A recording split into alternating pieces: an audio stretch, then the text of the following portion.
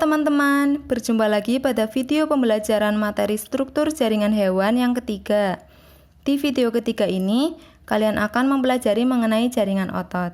Simak sampai akhir ya. Jaringan otot, kita bahas mulai dari pengertian. Jaringan otot merupakan kumpulan dari sel-sel yang disebut serabut otot. Serabut otot ini mengandung filamen aktin dan miosin yang merupakan protein kontraktil, sehingga memungkinkan otot untuk memanjang dan memendek. Selanjutnya kita bahas mengenai 3 kemampuan khusus dari jaringan otot, yaitu yang pertama ada kontraktibilitas, yaitu kemampuan otot untuk berkontraksi atau memendek.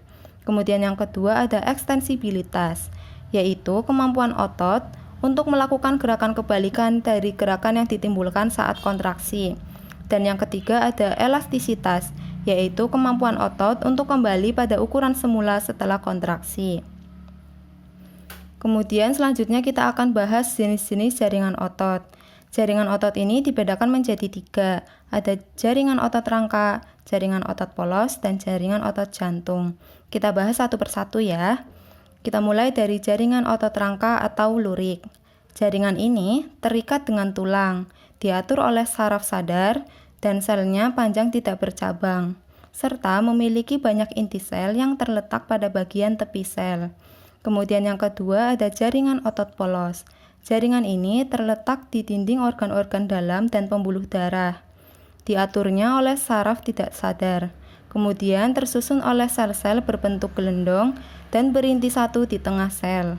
Kemudian yang ketiga jaringan otot jantung. Jaringan ini terletak di dinding jantung. Diaturnya oleh saraf tidak sadar. Kemudian struktur otot menyerupai otot rangka dengan perbedaan pada percabangan dan inti selnya. Otot jantung bercabang dan memiliki 1 atau 2 inti sel yang terletak di bagian tengah sel. Baik, itu tadi materi mengenai jaringan otot hari ini.